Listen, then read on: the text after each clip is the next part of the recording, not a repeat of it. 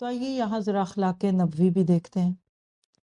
گھر میں آ کر گالی دینے والوں کے لیے بھی معافی۔ میں آپ سب سے ایک ایسی امیجنری بات کرتی ہوں۔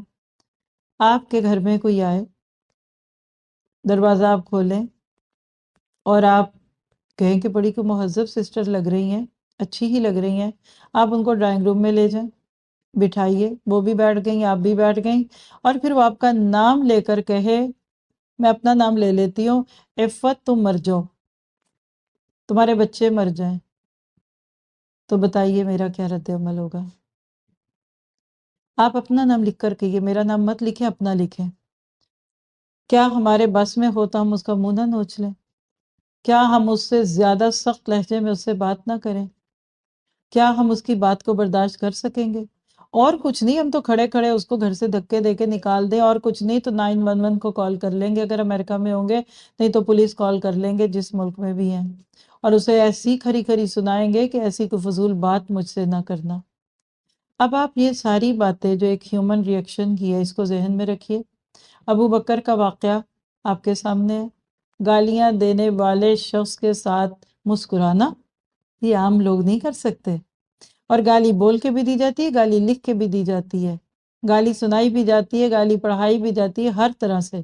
انسان سب سے زیادہ اپنے بارے میں آپ کو پتہ ہے سینسٹیو ہوتا ہے، مان لیجئے آپ کے پاؤں پہ کوئی پاؤں رکھ دے آپ کی جان نکل جاتی ہے، لیکن اخلاق مصطفیٰ محمد مصطفیٰ صلی اللہ علیہ وسلم کا معاملہ بالکل مختلف تھا۔ آپ حد درجہ حلیم اور عفو درگزر والے تھے، اور برائی کا جواب برائی سے کبھی نہیں دیتے تھے۔ اور وہ واقعہ جو صحیح بخاری میں ہے وہ آپ کو سنانا چاہوں گی۔ ایک مرتبہ یہود کی ایک جماعت رسول اللہ صلی اللہ علیہ وسلم سے ملنے کے لیے آپ کے گھر آئی۔ انہوں نے اللہ کے رسول سے کہا، السلام علیکم۔ سام کا لفظ عربی میں موت کے لیے آتا ہے، معاذ اللہ، آپ پر موت ہو۔ ان الفاظ کے ساتھ انہوں نے اپنے خب سے باتیں، یعنی آپ کے دل میں جو آپ کے لیے گرج اور غصہ تھا نا، اس کا اظہار کیا۔ بیک وقت آپ کو موت کی بد دعا بھی دی، اور ایک اسلامی شعر السلام علیکم کے حروف میں ہیرا پھیری کر کے اس کا مذاق بھی اڑایا۔ اللہ کے نبی صلی اللہ علیہ وسلم نے ان کی یہ بیکار بات سنی، آپ ناراض ہوئے، نہ ان کو برا بھلا کہا اور نہ ان کو اپنے گھر سے فوراً نکلنے کا حکم دیا، بلکہ صرف یہ الفاظ کہے، وعلیکم، سیم فار یو، وعلیکم کہہ کر کہہ دیا جو تم نے مجھے کہا وہ تمہارے لیے۔ حضرت عائشہ صدیقہ بھی وہاں موجود تھی اور یہود کی یہ باتیں سن رہی تھی۔ اللہ کے نبی کی یہ توہین برداشت نہ کر سکی، یہ توہین رسالت تھی ان کی، منہ پہ آ کے بات کر رہے تھے۔ کہنے لگی، السلام علیکم ولعنکم اللہ وغضب علیکم۔ جذباتی ہوتی ہیں عورتیں تو ویسے بھی ذرا زیادہ ہی بولتی ہیں، تم پر موت کے ساتھ ساتھ اللہ کی لعنت اور غضب بھی ہو۔ رسول اللہ نے جب حضرت عائشہ کے یہ الفاظ سنے تو آپ نے فرمایا، عائشہ ٹھہر جاؤ، تمہیں نرمی کرنی چاہیے، سختی اور غیر مناسب کلمات سے بچنا چاہیے۔ اچھا، حضرت عائشہ سمجھی کہ اللہ کے نبی صلی اللہ علیہ وسلم سمجھے نہیں ہیں کہ وہ السلام علیکم کی جگہ السلام علیکم کہہ رہے ہیں۔ کہنے لگی، اولم تسمعوا ما قالوا، اللہ کے رسول آپ نے سنا نہیں انہوں نے کیا کہا ہے؟ آپ نے ارشاد فرمایا، اولم تسمعی ما قلت، کیا تم نے نہیں سنا میں نے جواب میں کیا کہا؟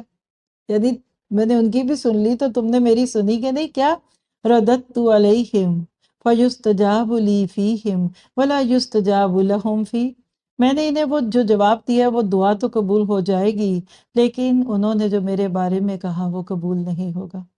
یہ صحیح بخاری میں سے آپ خود بھی پڑھ سکتے ہیں، 6401 ہے۔ اب آپ کو اس واقعے سے ایک تو یہود کے دل میں اللہ کے نبی کی دشمنی اور حسد معلوم ہوا، دوسرا اللہ کے نبی کا صبر اور حکمت۔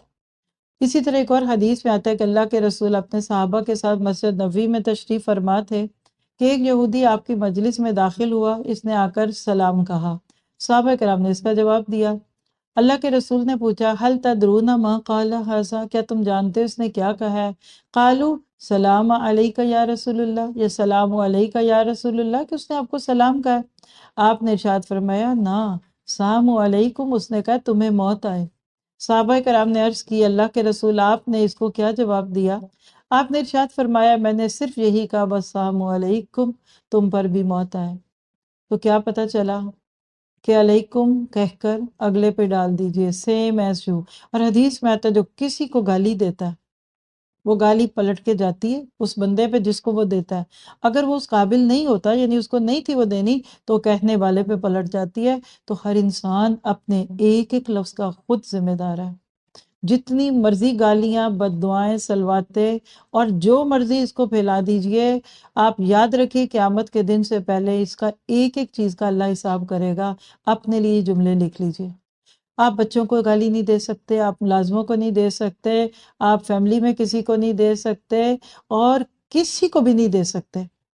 کسی نے ہوا کو گالی دی ایک موقع پہ اللہ کے نبی کی زندگی میں، اللہ تعالیٰ نے اس پہ بھی منع کر دیا، اور پھر اللہ کے نبی کے پاور تھی، پولیس بلا لے، اصحاب صفا کو ایک کال کرتے، سب نے آ کے ان کی درگت بنا دینی تھی۔ ہم تو اگریشن دکھانا چاہتے ہیں نا، غصہ جوش، ہمارے دل میں تو محبت ہی بڑی ہے اللہ کے نبی کی، لیکن طریقہ تو دیکھیں ذرا ہمارا کیا ہے۔ تو یاد رکھیے گا اللہ کے نبی نے اپنے گھر میں آ کر گالی دینے والوں کو بھی معاف کر دیا، عفو درگزر اس سے زیادہ کس کو ہوگا۔ یہ تھا وہ اخلاق جس سے دشمنوں کے دلوں میں آپ نے محبت پیدا کی۔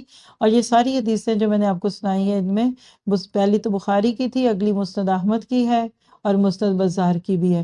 تو آج ہم نیت کرتے ہیں کہ ہم ہمیشہ اپنے آپ کو تحمل میں رکھیں گے۔ ہم اپنے پیارے نبی کے اسوے سے یہی سیکھ رہے ہیں کہ اپنی ذات کو چھوٹا کر دو اور اللہ کے رسول کی بات کو بڑا کر دو۔ اللہ تعالیٰ تمہیں خود بخود اگر تم حق پہ ہوگے تو بڑا کر دے گا، اور اگر تم حق پہ نہیں ہو تو پھر دنیا تمہیں 100 طرف سے اچھا کہنے لگے، تم اچھے نہیں ہو۔